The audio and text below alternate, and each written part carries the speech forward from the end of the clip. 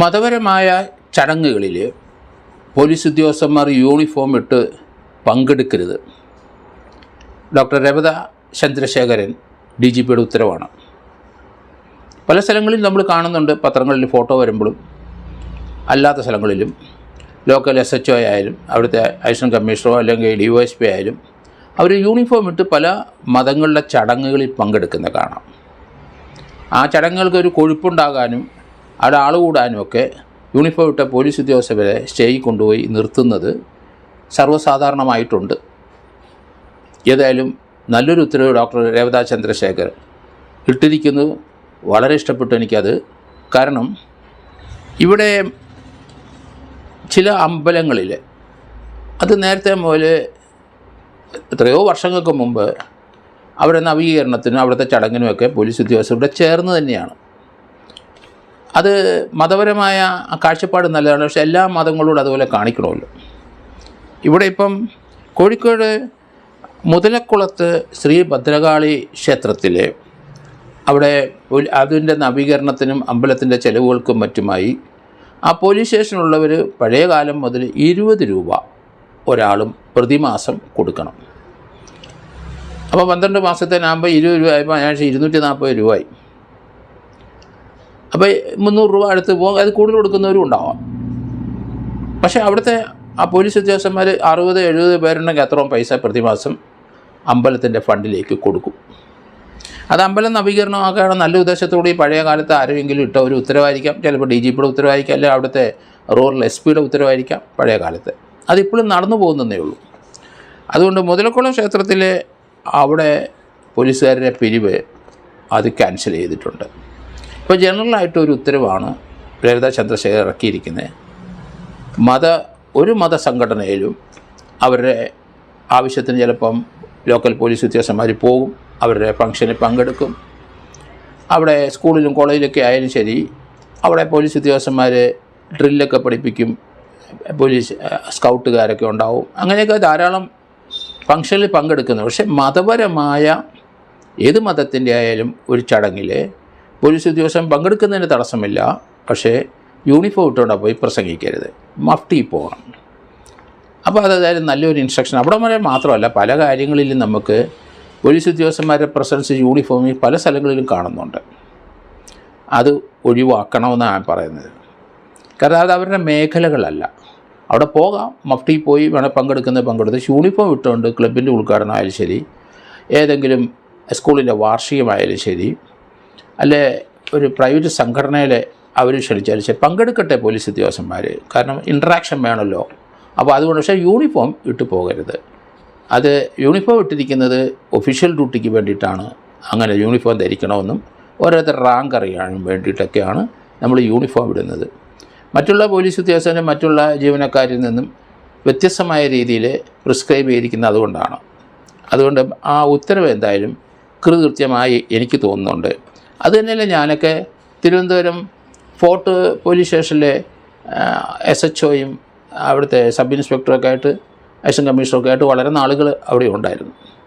ആ സമയത്ത് തിരുവിതാംകൂർ രാജാവ് അവർ പത്മനാഭ ക്ഷേത്രത്തിൻ്റെ അവിടെ നിന്നും ശംഖുമുഖത്തേക്ക് എഴുന്നള്ളും. അതൊരു ആണ്ടിൽ 6 മാസം കൂടുമ്പം അങ്ങനൊരു ചടങ്ങുണ്ട്. അപ്പം രാജാവിൻ്റെ ഇടതും വലതും ഉടവാളേന്തി സഞ്ചരിക്കണം പഴയ കാലത്ത് അവിടുത്തെ സ്റ്റേഷനിലെ ഓഫീസർമാർ. അത് കിഴക്കേക്കോട്ടയിൽ നിന്ന് അമ്പലത്തിൻ്റെ പത്മനാഭ ക്ഷേത്രത്തിൻ്റെ പടിഞ്ഞാറേ നടയിൽ നിന്ന് അങ്ങനെ റോഡിലേക്ക് അവിടെ നല്ല തൂവെള്ള മണൽ വിരിച്ച് ചെരുപ്പിടാതെയാണ് അന്നത്തെ രാജാവ് നടന്നു പോകുന്നത്. അങ്ങനെ എയർപോർട്ടിന് അകത്തൂടെ കയറി അവർ ശംഖുമുഖത്ത് പോകും. അതാണ് ആ ചടങ്ങ്. ഇപ്പോഴും ആ ചടങ്ങ് നടക്കുന്നുണ്ട്. അന്നും ഇന്നും രാജാവിൻ്റെ അല്ലെങ്കിൽ തമ്പുരാൻ്റെ ഇടതും വലതും വശങ്ങളിലെ ആ ഫോർട്ട് പോലീസ് സ്റ്റേഷനിലെ SHO, അവരുടെ അഡീഷണൽ കമ്മീഷണർ, അല്ലെങ്കിൽ അവിടുത്തെ 2 ഓഫീസർമാർ അദ്ദേഹത്തിനെ എസ്കോർട്ട് ചെയ്യുന്ന ലെഫ്റ്റ് റൈറ്റ്. ഞാനൊക്കെ 2-3 പ്രാവശ്യം അങ്ങനെ പോയിട്ടുമുണ്ട്. ക്രിസ്ത്യൻ സമുദായത്തിൽപ്പെട്ട ഞാൻ അമ്പലത്തിലെ ആ ചടങ്ങിന് പങ്കെടുത്തിട്ടുണ്ട്. അങ്ങനെയൊക്കെയുള്ള ഒരു അനുഭവം ഉള്ളതുകൊണ്ടാണ് അത് പറയുന്നത്. അത് പക്ഷേ ഞാൻ ഒരു പ്രാവശ്യം അമ്പലത്തിൻ്റെ അവിടെ രാജാവ് ശംഖുമുഖത്ത് പോയി മടങ്ങി വന്ന് അതിനുശേഷം പോലീസ് ഉദ്യോഗസ്ഥൻ അന്ന് രാജാവ് ഭരിക്കുന്ന കാലഘട്ടം പോലുള്ള ഒരു ചടങ്ങുണ്ട്.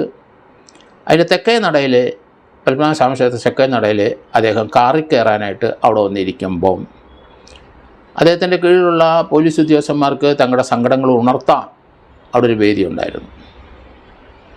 ആ വേദിയിൽ അന്നൊക്കെയുള്ള ആൾക്കാർ വീടില്ല എന്ന് പറയുമ്പം കൊട്ടാരത്തിൽ നിന്ന് 10 സെൻറ്റും 15 സെൻറ്റ് 20 സെൻറ്റ് സ്ഥലം കൊടുത്ത ധാരാളം പഴയ പോലീസ് ഉദ്യോഗസ്ഥന്മാരുണ്ട്. അവർ അതിനകത്ത് വീട് വെച്ചു. കാരണം പോലീസ് ഉദ്യോഗസ്ഥന്മാർ തിരുവനന്തപുരം നഗരത്തിലൊന്നും സ്ഥലവുമില്ല, വീടുമില്ല.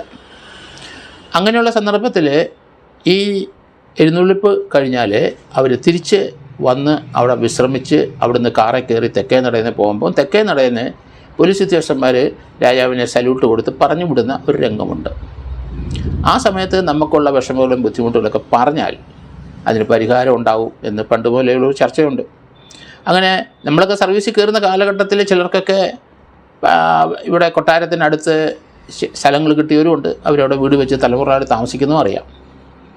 അപ്പോൾ അതൊക്കെ നല്ല കാര്യങ്ങൾ അന്നത്തെ പോലീസ് ഉദ്യോഗസ്ഥന്മാർക്ക് വേണ്ടി മഹാരാജാവ് ചെയ്തു കൊടുത്തുകൊണ്ടിരുന്നു.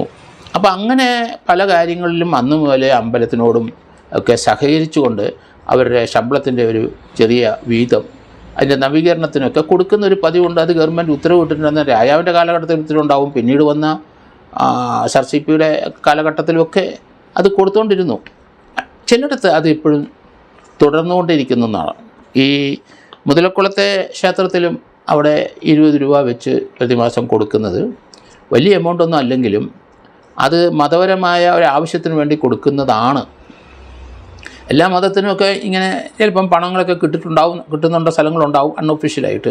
പക്ഷേ ഇവിടെ ഒരു ഉത്തരവുണ്ട്. അവിടുത്തെ എസ് പിയുടെ അവിടുത്തെ ഇപ്പം കമ്മീഷണറാണ്, പഴയ ഉത്തരവാണ്. അതനുസരിച്ചാണ് ആ പോലീസുകാർ ഏത് ജാതിക്കാരൻ അവിടെ ചെന്നാലും ശരി അമ്പലത്തിന് 20 രൂപ പൈസ കൊടുക്കണം.